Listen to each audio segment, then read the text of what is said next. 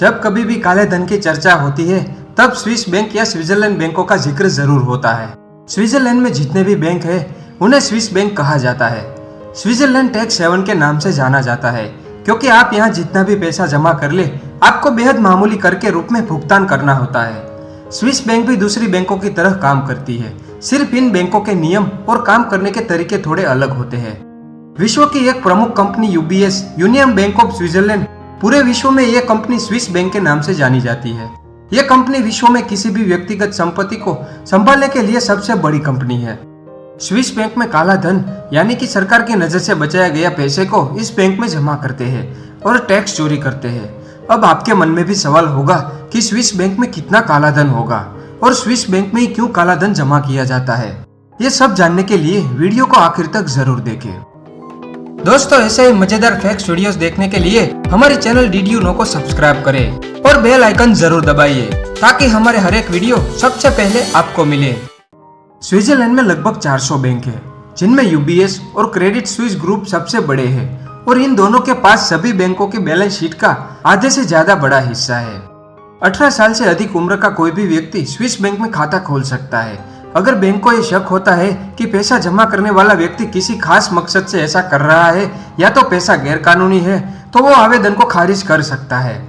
Swiss bank में जिन खातों को यहाँ गोपनीय रखा जाता है उन्हें नंबर्ड अकाउंट कहते हैं। इस खाते से जुड़ी सारी बातें बिना किसी का नाम लिए केवल अकाउंट नंबर के आधार पर होती है। बैंक में कुछ ही लोग होते हैं जो यह जानते हैं कि बैंक खाता किसका है, लेकिन ये अकाउंट आसानी से नहीं मिलते। माना जाता है कि जो लोग पकड़े नहीं जाना चाहते वो बैंक के डेबिट या क्रेडिट कार्ड या चेक सुविधा नहीं लेते हैं। साल 2019 में स्विस बैंक में जमा भारतीयों के पैसे में अच्छी खासी गिरावट आई थी।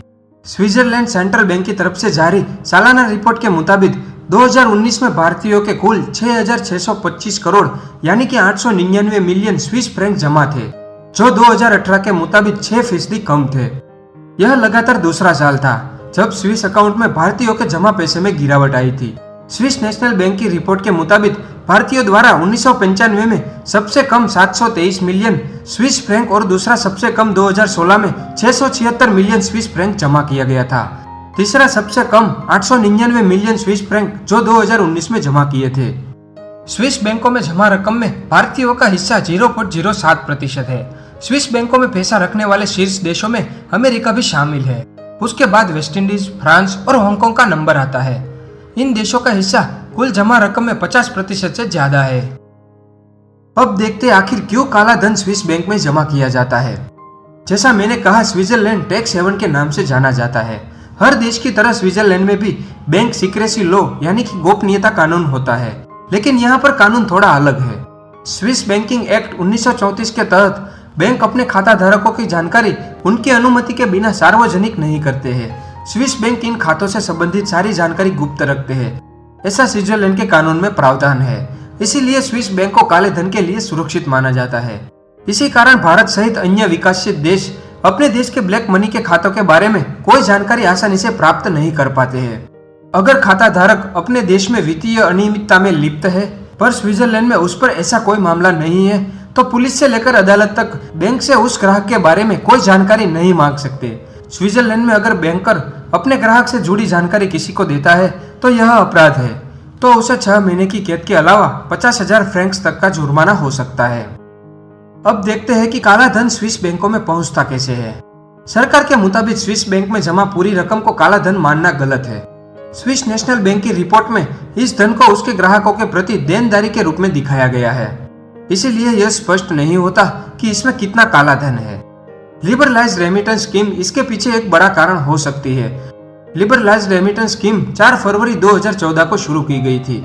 उस समय इसके तहत मात्र $25,000 विदेश ले जाने की इजाजत थी, लेकिन वर्तमान में इसके तहत कोई भी व्यक्ति प्रति वर्ष $2.5 लाख तक बाहर भेज सकता है। स्विस नेशनल बैंक में जमा रकम का बड़ा हिस्सा लिबरलाइज्ड रेमिटेंस स्कीम के तहत ही जमा किया गया होगा। स्विस बैंक में एक खास तरीके से पैसा जमा या निकाला जाता है। स्विस फ्रैंक स्विट्जरलैंड की मुद्रा है। आप किसी भी देश से हो, आपके देश की कोई भी मुद्रा हो, पर स्विस बैंक में सिर्फ स्विस फ्रैंक के रूप में ही पैसा जमा या निकाला जाता है। आपने भले ही रुपये, डॉलर या किसी करेंसी में पैसा दिया हो, लेकिन पहले वो स्विस फ्रैंक में कन्वर्ट होगा, यानी उसे स्विस फ्रैंक में बदला जाएगा, उसके बाद बैंक में जमा किया जाएगा। स्विस बैंक का जिस संदर्भ में नाम लिया जाता है वह काली कमाई के खाता में ज्यादातर विकासशील देशों के राजनीतिक व्यक्ति, नौकरशाह, व्यापारी और उद्योगपति अपना काला धन यानी कि ब्लैक मनी रखते हैं। क्या स्विस बैंक ज्यादा ब्याज देता है? पूरे यूरोप में सामान्यतः दो तरह के अकाउंट्स होते हैं, डिपॉजिट अकाउंट्स और ऑपरेशनल अकाउंट्स यानी कि फिक्स डिपॉजिट और चालू खाता। फिक्स डिपॉजिट पर ब्याज मिलता है लेकिन चालू खाते पर ब्याज नहीं मिलता है। इस बैंक में बचत बैंक खाता नहीं खोला जाता। फिक्स डिपॉजिट पर भारत की तुलना में ब्याज की दर बहुत ही कम होती है। खातेदार के जीवित ना होने पर स्विस बैंक केवल उसकी संपत्ति सच्चे वारिसों को ही खाते की स्थिति के बारे में जानकारी दे सकते हैं। वे ऐसे पति या पत्नी को जानकारी दे सकते हैं जिसके पास अदालती दस्तावेज है कि उसे अपने जीवन साथी के खाते की स्थिति जानने का अधिकार है। स्विट्जरलैंड में टैक्स चोरी अपराध नहीं है, इसलिए लोग इसका फायदा उठाकर अपनी काली कमाई स्विस बैंकों में रखते हैं और निश्चित हो जाते हैं, क्योंकि स्विस बैंक खाते से संबंधित कोई जानकारी खाता धारक को लिखित में नहीं देती है। यानी कि किसी का खाता स्विस बैंक में है या नहीं ये भी आप पता नहीं कर सकते हो। इसी कारण आज तक हमारे देश भारत की सरकार स्विस बैंक का काला धन लाने में नाकाम हो रही है। दोस्तों, वीडियो अच्छा लगा हो तो इसे लाइक और शेयर जरूर करें। साथ ही चैनल को सब्सक्राइब करें और बेल आइकन जरूर दबाइए ताकि हमारे हर एक वीडियो आपको सबसे पहले मिले। धन्यवाद।